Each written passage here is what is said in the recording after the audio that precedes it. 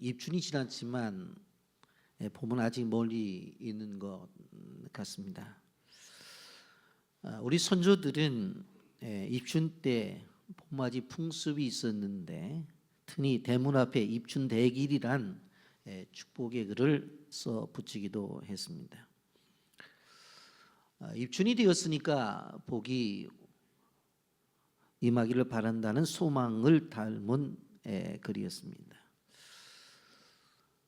입춘이 지나게 되어지면 아직까지 겨울 추위는 남아 있습니다만은 일조량이 늘어나면서 봄이 가까워진다고 하는 절기가 입춘입니다. 우리의 삶에 있어서 일조량이라고 하는 것은 매우 중요합니다. 바로 햇빛이 땅에 얼마나 오래 시간 비추느냐 하는 것이 바로 일조량인데, 왜냐하면 이 햇빛은 우리에게 따뜻함을 주고 더 나아가 우리에게 빛을 주는 축복의 선물이기 때문에 그렇습니다. 또한 생태계에 있어서 식물들은 햇빛을 먹어야지만 쑥쑥 자랄 수가 있다고 하는 것입니다. 여러분, 현대인들이 가지는 질병 가운데서 대표적인 질병이 우울증이라고 하는 질병입니다. 한마디로 말하면 마음이 꽁꽁 얼어붙어서 아무것도 하기 싫은 거죠. 기운은 다운이 되고 마치 겨울잠을 자는 동물처럼 자기만의 세계에 들어가서 그냥 조용히 혼자 얼어붙어 있는 상태에 있는 것, 그게 바로 우울증입니다. 이 우울증 치료에 있어서 한 가지 방법이 있는 것이 있는데 무엇인가 하면 햇빛을 쬐는 거예요. 방 안에서 나와서 따뜻하게 만나는 햇빛을 쬐게 되어지면 비타민 D를 우리 몸이 생성해서 기분이 좋게 되어지고 우울한 감정에서 벗어나는 거예요. 그래서 햇빛을 쬐일 때 우리 몸에서 엔돌핀이라고 하는 행복 호르몬이 나와 우리가 마치 신나는 놀이기구를 탄 것처럼 스트레스가 사라진다고 하는 것입니다. 여러분, 우리가 생각해 보면 세상의 빛도 이렇게 소중하고 영향력이 있는데 우리가 오신 주님의 빛은 얼마나 더 강렬한 영향력이 우리에게 있겠느냐 하는 것입니다. 죄악과 어둠 속에 방황하는 영혼들에게 예수님은 초대하십니다. 요한복음 8장 12절에 예수께서 말씀하 이르시되 나는 세상의 빛이니 나를 따르는 자는 어둠에 다니지 아니하고 생명을 얻으리라. 여러분, 우리 교회의 이름 자체가 빛의 교회입니다. 빛이 주는 영향력이 뭐예요? 따뜻함과 밝음과 희망과 치료와 이 모든 것들이 공존되어지는 것이 빛이에요. 그래서 이 빛을 받은 우리가 이 빛을 나눠주는 교회, 그래서 우리가 만수동에서 교회를 시작했지만 이제는 논현동으로 그리고 이 땅에서 더 열방까지 빛을 비추기 위해서 지금까지 노력을 했습니다. 이제 우리는 주일을 지난 내일 캄보디아 땅에 빛을 비추고자 출발을 하게 될 것입니다. 그런 종족을 위한 코안 빛의 교회, 이 빛의 교회를 세워서 헌당 예배를 드리러 내일 단기 선교사들이 출발을 합니다. 재정을 드리고 시간을 들여서. 왜 많은 그러한 막대한 비용을 들여서 가느냐고 묻는 사람들이 있습니다. 그러나 우리는 기억해야 될 것이 무엇인가 하면 그들에게 우리의 빛의 교회는 빛을 비추어야 되기 때문에 그렇습니다. 선교를 한마디로 말한다면 빛을 비추는 사역입니다.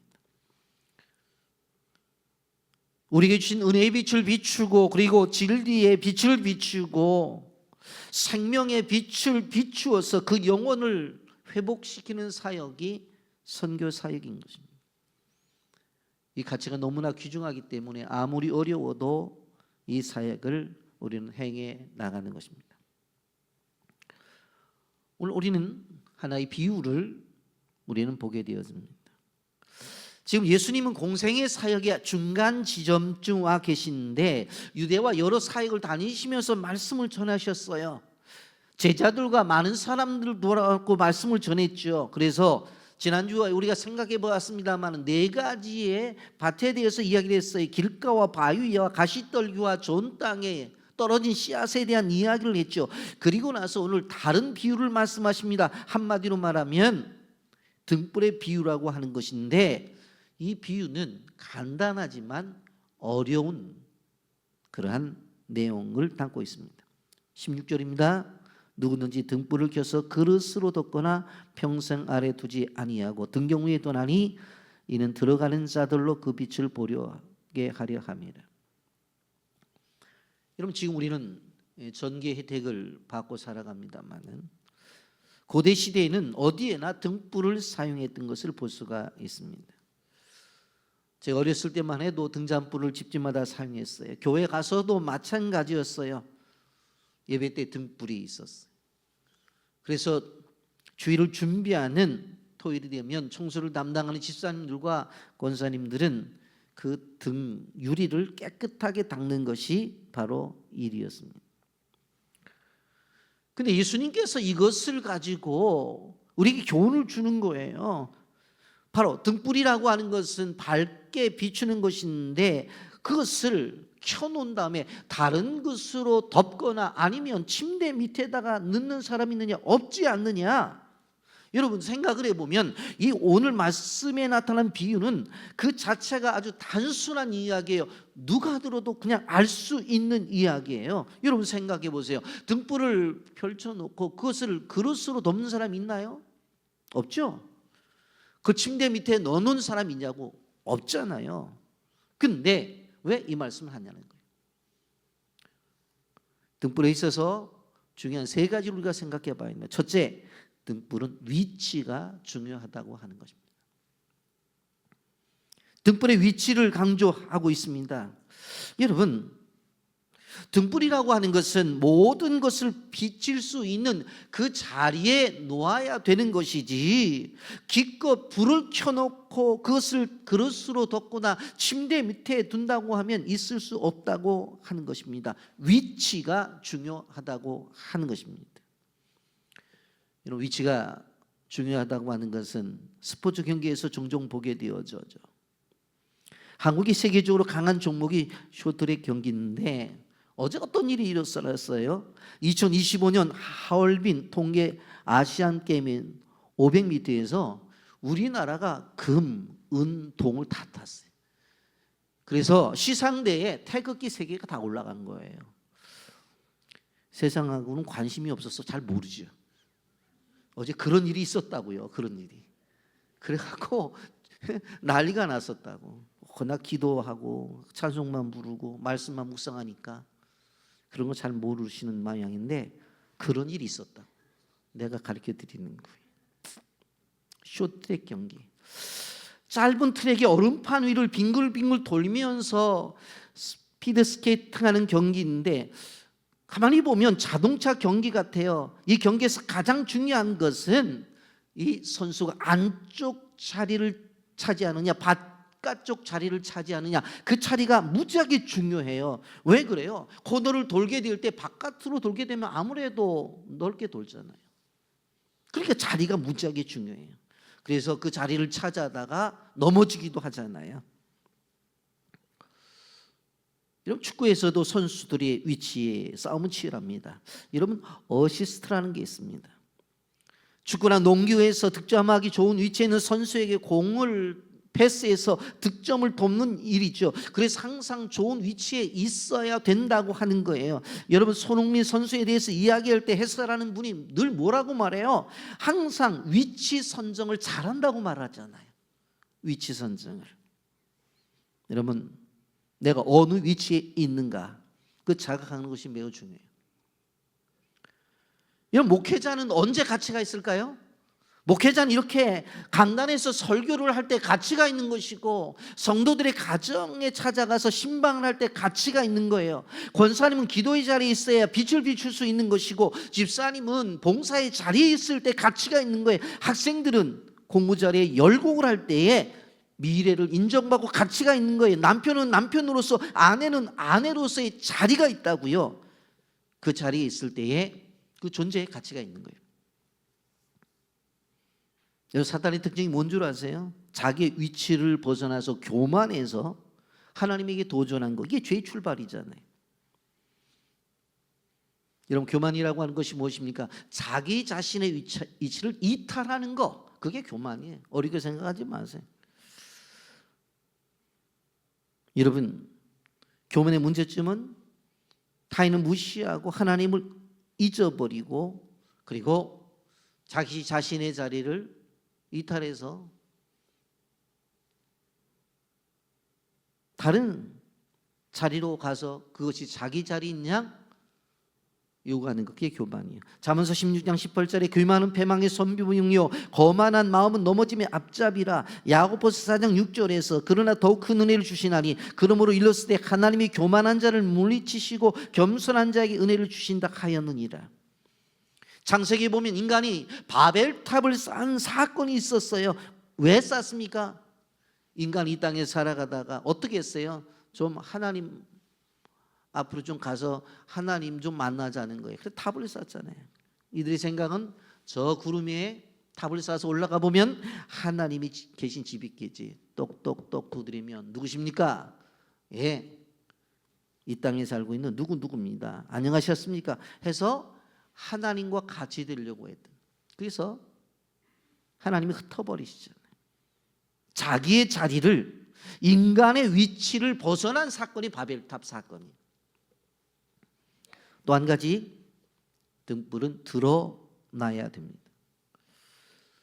여러분, 신앙생활을 하면서 자기는 드러나고 싶지 않대요. 조용히 신앙생활을 하고 싶대요. 그래서 큰 교회에 찾아가서 조용히 뒤에 있다가 그냥 예배 끝나면 조용히 사라지는 것을 원하는 사람들이 있어요.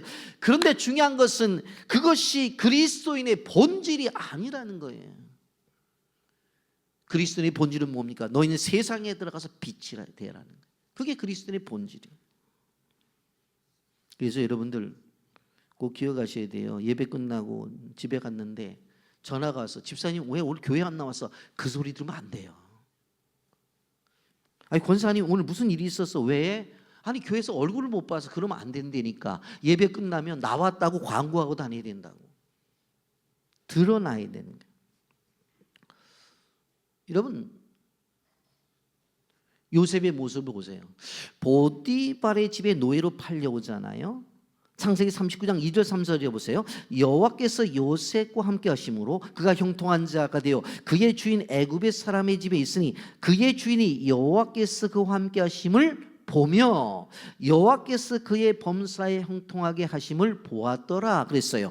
보디발이 요셉을 볼 때 무엇을 봤어요? 여호와께서 함께 하심을 보고 보았더라고 그랬어요. 보여져야 되는 거예요. 그리스도인은 세상을 살아가면서 세상 속에서 보여져야 돼요. 보여져요. 아멘. 여러분, 바울과 실라가 빌립보 감옥에 들어갔어요. 바울이 아시아로 가려고 할 때에 마케도니아 환상을 보잖아요. 건너와서 나를 도우라고. 그래서 아시아로 가고자 하는 그것을 바꾸어서 유럽으로 떠나게 되어진단 말이에요. 근데 그곳에 가서 루디아라고 하는 여인을 만나 그 가정 식구들에게 세례를 풀고 이제 귀신 들린 여자 하나를 치료해 주는데 감옥에 갇히게 되었어요. 사도행전 16장 23절부터 26절 보세요. 만이 친후에 옥에 가두고 간수에게 명령하여 든든히 지키라 하니 그가 이러한 명령을 받아 그들을 깊은 옥에 가두고 그 발을 착고에 든든히 채웠더니 한밤중에 바울과 실라가 기도하고 하나님을 찬송하며 죄수들이 듣더라. 이에 갑자기 큰 지진이 나서 옥토가 움직이고 문이 곧 다 열리며 모든 사람의 매인 것이 다 벗어진지라. 바울과 실라가 그 감옥 속에 들어가서 나타냈어요. 나는 그리스도인이라는 거예요. 나는 찬송을 부르는 사람이라는 거예요. 나는 기도하는 사람이라는 거예요. 자기 표시를 했어요. 그랬더니 하나님의 역사가 나타나는 거예요. 지진이 납니다. 옥토가 움직입니다. 문이 다 열립니다. 모든 사람들의 매인 것이 풀어집니다. 여러분 아셔야 되는 것이 무엇입니까? 자신이 그리스도인이라고 하는 것을 나타내게 되어질 때 하나님의 역사 속에서 놀라운 은혜의 역사가 나타나는 거예요. 여러분, 하나님의 역사는 드러나게 되어 있습니다. 빛은 드러나게 되어 있다고요. 우리가 빛이라고 하면 그것을 감춰서는 안 된다고 하는 거예요. 많은 사람들이 그런 얘기를 해요. 나는 교만하기 싫다고. 자기를 드러내는 것은 교만이지만 하나님의 이름을 드러내고 예수 그리스도의 이름을 드러내는 것은 교만이 아니에요. 그게 전도지. 여러분, 한국에 복지기관이 많은데 선교사들에 의해서 세워진 것들이 아직까지 유지되고 있어요. 한국의 복지기관 가운데서 교회가 운영하는 것이 아직도 한 30-40% 된다고 그렇게 얘기를 하죠. 근데 그런 것들을 운영하면서 정부가 종교적인 색채를 띠지 말라고 해서 그렇지, 그 속에서 일을 하면서 실제적으로 우리가 빛을 발해야 된다고 하는 것입니다. 세 번째로 등불은 안내자의 역할을 해줍니다. 등불은 자기 길뿐만 아니라 다른 사람의 길도 인도해주고 안내해준다는 거예요. 여러분 잘 아는 플랭클린이라고 하는 사람이 가만히 보니까 밤이 되면 길을 가는 사람들이 어두워서 힘들 것 같다는 생각이 들었어요. 그래서 우리 집 앞이라도 좀 불을 밝혀야 되겠다 해서 자기 집 앞에 등불을 켜놨어요. 그런데 길 가는 사람들이 플랭클린의 집 앞에 갈 때는 불이 켜졌으니까 편하게 가잖아요. 그래서 생각한 것이 집집마다 우리도 집 앞에 불을 켜놔야 되겠다 해서 그 동네가 다 불이 켜졌다. 여러분, 불이라고 하는 것은 무엇입니까? 나만이 아니라 다른 사람에게도 영향을 줄 수 있는 것. 등불을 킨 것은 작은 일이에요. 그런데 필요한 것이었어요. 그런데 결과는 커요. 여러분들이 아셔야 되는 것이 무엇인가 하면 작은 일이라 할지라도 필요한 일을 할 때는 결과는 큰 결과가 나타난다고 하는 것입니다. 여러분, 그래서 우리가 알아야 돼요. 선교가 뭡니까? 선교를 너무 어렵게 생각하지 마세요. 선교는 우리가 걸어갔던 길을 안내하는 거예요. 우리가 걸어갔던 길을 안내하는 거예요. 우리가 예수님을 믿어서 구원받으니까 너무 좋다. 그러니까 너희들도 예수님 믿어라. 우리가 공부해 보니까 우리가 공부해야 되는 것을 안다. 그래서 너희들도 공부해라. 그래서 선교지에 교회를 세우고 내일 들어가서 우리가 입당 예배를 드리는 거예요. 그리고 우리가 학사관에 그들에게 모아놓고 공부를 시키는 이유도 우리가 공부해 보니까 너희들이 공부를 해야 된다는 거예요. 여러분, 그래서 캄보디아 선교가 왜 중요하다고 그랬어요? 유치원 그리고 초등학교는 방과 후 활동, 그 도시에 나온 아이들에게서는 어떻게 돼요? 기숙사에서 공부 다 시키고 그렇게 공부를 시키는 거예요. 작년에 들어갔다 나오면서 제가 웃으면서 전승 교사님한테 우리가 왔다 가니까 뭐 하나 선물을 주고 가야지, 그래 애들이 좋아할 거지 그랬더니 요구한 것이 무엇이었습니까? 바로 CN립 소풍 수학여행이었어요. 사실은 저는 그거 얼마 안 들 줄 알았거든요. 그래서 하지 그랬는데 나중에 딱 저한테 온 거 보니까 적은 금액이 아니었어요. 근데 그 나라에 살면서 외국 사람들은 CN립에 와서 실질적으로 그 앙코르왓을 다 구경하고 돈네사 호수를 가는데 정작 자기 나라 아이들은 못 가는 거예요. 권사님 한 분이 헌신을 해서 다 해주었어요.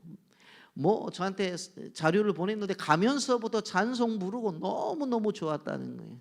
그래서 가면서 밤에 잘 때 너희들끼리 또 재밌게 하라고 또 마스크팩을 다 보내줬잖아요. 남자 여자 밤새워서 그거 붙이고 난리가 났을 때, 이게 마르면 걔네들은 또 물까지 부어서 쓴대. 또 막 그냥 그런 난리가 나는 거예요. 이번에도 저는 마음의 준비를 하고 있어요. 분명히 나오면서 선물 하나 달라고 그러면 아마 푸놈펜 수학여행을 요구하지 않을까. 왜? 자기들 나름대로 자기네들이 수도인데도 못 가봤으니까. 이렇게 등불은 안내자의 역할을 하는 거예요. 여러분, 우리가 크게 두 번째로 이 복음의 빛은 널리 전파되어야 된다고 하는 것입니다. 말라기 4장 2절에 내 이름을 경외하는 너희에게는 공의로운 해가 떠올라서 치료하는 광선을 비추리니 너희가 나가서 외양간에서 나온 송아지같이 뛰리라고 그랬어요. 여러분, 이 치료의 광선이라고 하는 것은 영적으로, 육체적으로, 정신적으로 소위 말하는 전인적 치료를 얘기하는 거예요. 예수님의 빛을 만나게 되어지면 그 사람이 가지고 있는 영적인 부분, 정신적인 부분, 그리고 육체적인 질병도 치료를 받는 거예요.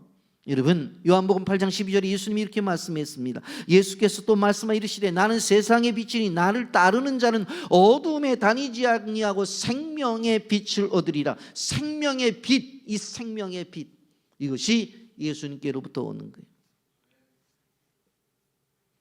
그래서 이 등을 높이 두는 이유가 뭐예요? 다 보라고 하는 거지.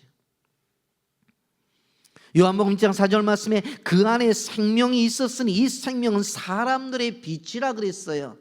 예수 그리스도는 생명이고 그 생명인 그분은 우리에게 빛으로 오셨다고. 그런데 문제는 이 빛이 세상에 비추었으나 깨닫지 못했다고 하는 점입니다. 이 빛을 소개하기 위해서 먼저 세례 요한을 보냈잖아요. 여러분, 요한복음 1장 9절부터 14절에 이렇게 말합니다. 참빛 세상에 와서 각 사람에게 비추는 빛이 있었더니 그가 세상에 계셨으며 세상은 그로 말미암아 지은 바 되었으되 세상이 그를 알지 못하였고 자기 땅에 오매 자기 백성이 영접하지 아니하였으나 영접하는 자 곧 그 이름을 믿는 자들에게는 하나님의 자녀가 되는 권세를 주셨으니 이는 혈통으로나 육정으로나 사람의 뜻으로 나지 아니하고 오직 하나님께로 난 자들이라. 말씀이 육신이 되어 우리 가운데 거하심에 우리가 그의 영광을 보니 아버지의 독생자의 영광이요 은혜와 진리가 충만하더라 그랬어. 이 빛을 이 땅 위에 비췄지만 사람들이 알지 못하고 또 거절했다는 거예요. 그럼 우리가 생각해 봅니다. 오늘날 우리나라가 이처럼 복을 받은 이유는 1885년 4월 5일에 아펜젤라와 언더우드 선교사가 재물포항의 부활절날 아침에 발을 디딘 그 순간부터 한국의 복음의 전도가 시작돼서 이만큼 이루어낸 것입니다. 여러분, 우리가 가는 캄보디아, 과거의 죽음의 땅이었던 킬링필드라고 그렇게 말하죠. 폴포트라는 권력자가 나타나서 나라 안에 있는 지식 있는 사람, 안경 쓴 사람은 다 죽였어요. 그리고 또한 관공서에 일하던 사람들을 다 죽여버렸다고요. 그 사람은 프랑스 통치에 반대하던 독립운동가였어요. 1863년부터 1953년까지 무려 91년 동안 프랑스가 지배를 하게 되었죠. 그래서 캄보디아 가보면 모두가 너무 맛있다고 생각하는 것이 무엇입니까? 바게트 빵입니다. 왜 그래요? 왜? 프랑스 지배에 있을 때에 빵 굽는 법을 배워서. 그래서 이번에도 잼하고 크림하고 많이 가져갑니다. 빵 먹으려고. 그런데 그의 통치 기간 3년 7개월간 전체 인구가 700만이었는데 약 200만 명의 국민들을 학살해요.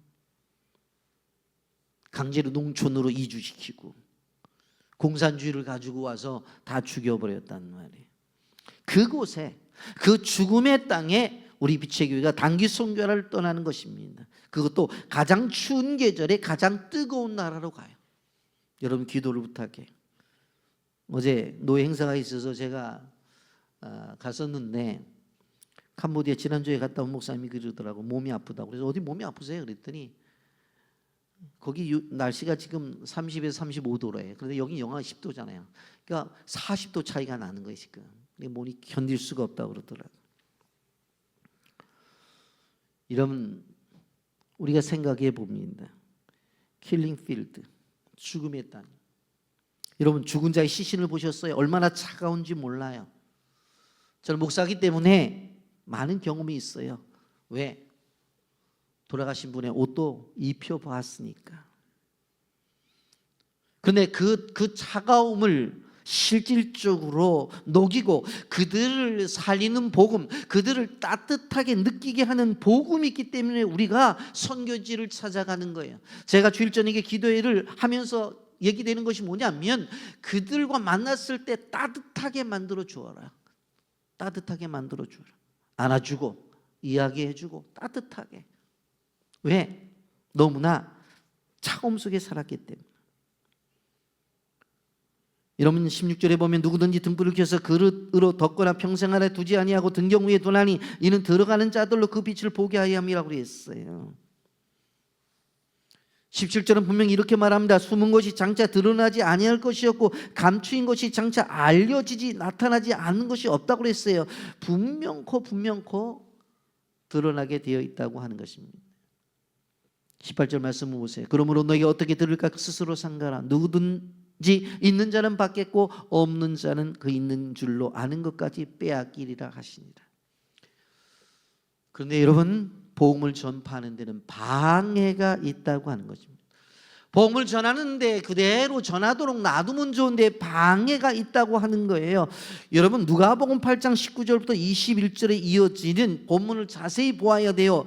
너무나 중요하기 때문에 마태복음과 마가복음, 이 공간복음에 다 기록이 되어 있어요. 어느 날 예수님께서 복음을 전하게 되어질 때에 제자들이 와서 이렇게 이야기를 합니다. 당신의 어머니와 동생들이 당신을 보려고 밖에 서 있습니다. 그러는 거예요.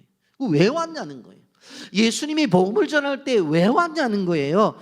마가복음 3장 21절에 분명히 답을 주고 있어요. 이렇게 말합니다. 예수의 친족들이 듣고 그를 붙들러 나오니 이는 그가 미쳤다 함이로라. 가족과 친족들이 예수님에게 왔어요. 붙들러 왔대. 잡으러 왔대. 왜? 주변의 사람들이 이야기하는데 미쳤다고 말하니까.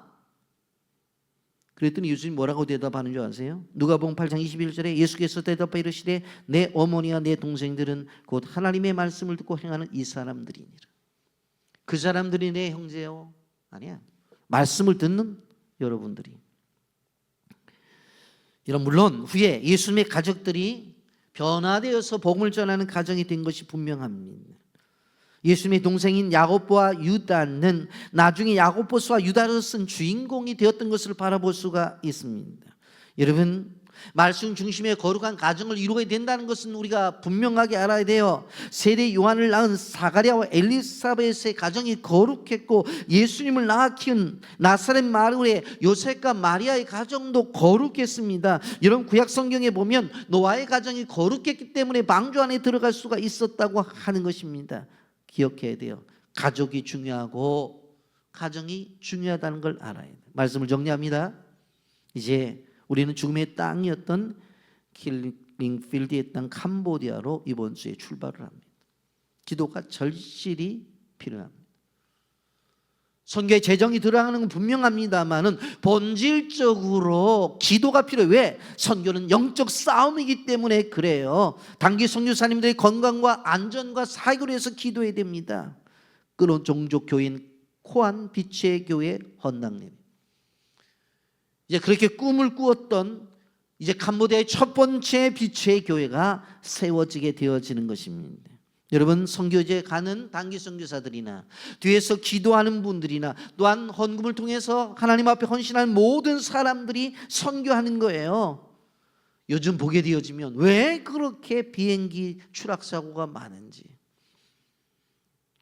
선교에 있어서 안전과 건강이 필요하다는 것을 우리는 기억해야 되는 것입니다. 분명히 말씀했습니다. 21절에 예수께서 대답하여 이르시되 내 어머니와 내 동생들은 곧 하나님의 말씀을 듣고 행하는 이 사람들이니.